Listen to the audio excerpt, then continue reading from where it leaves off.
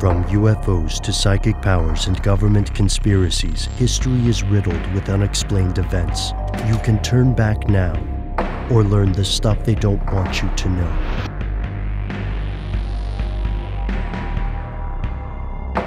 Here are the facts. It's no secret that the United States and Cuba have had a violent, antagonistic relationship since the island's communist revolution. In 1959, the revolutionary Fidel Castro became Cuba's prime minister. Much to the chagrin of the US government and exiled corporations, Castro led Cuba for decades, even surviving the fall of the Soviet Union. The US spent years pushing for regime change in Cuba, most notably in the disastrous Bay of Pigs invasion, and the US focused on Castro specifically. According to Fabian Escalante, the former head of the Cuban Secret Service, there were over 600 attempts to assassinate Castro. These weren't the usual bullet or plane crash scenarios, and the CIA had some unusual help. Here's where it gets crazy.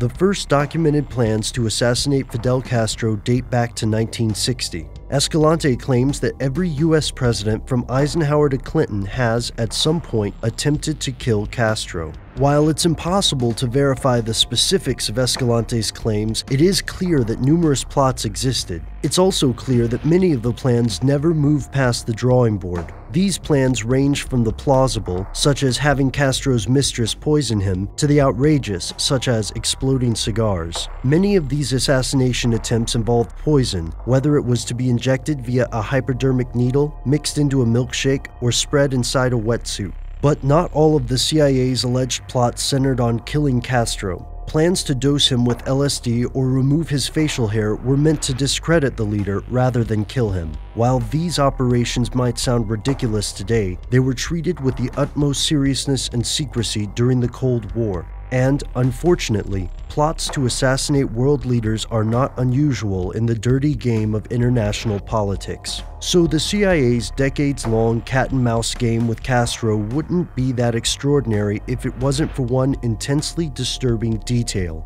According to documents released in 2007, the CIA knowingly worked with members of the Mafia to assassinate Fidel Castro in the 1960s. Before the revolution, the Mafia had immense power in Havana. When Castro took over, he kicked out the crime families along with foreign corporations. With these enormous financial losses, the criminals certainly had the motivation to see Castro dead. Through meetings with a Mafia member named Johnny Roselli, the CIA eventually partnered with Momo Salvatore Gincana and Santo's Trafficante, the head of the Cosa Nostra in Cuba. The group picked a Cuban official named Juan Orta to carry out the assassination with poison pills. Orta eventually wanted out of the plot, and despite partnering with organized crime, the CIA was yet again unsuccessful. But this failure did not dissuade the US. The BBC documentary 638 Ways to Kill Castro covers the Mafia's attempts, as well as several more alleged schemes. But this isn't the end of the story. In fact, the tales of the CIA and Castro seem to grow with each passing decade.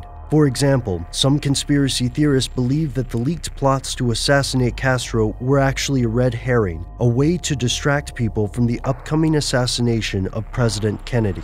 There's little evidence to support this claim, but in this case, the facts are astounding enough. Though the CIA describes many of these assassination attempts as laughably inept, the US really did spend decades trying to kill Fidel Castro. And many assume that we still don't have access to the entire story. Were the CIA's activities with Castro a fluke, or did they set a precedent? Are we still in the assassination business? And, if so, who are we targeting today? For now, that's the stuff they don't want you to know.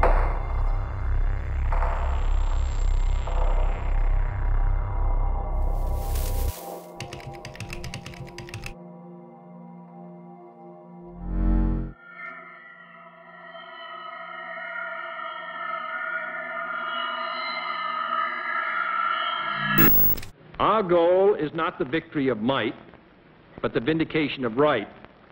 Not peace at the expense of freedom, but both peace and freedom here in this hemisphere, and we hope around the world.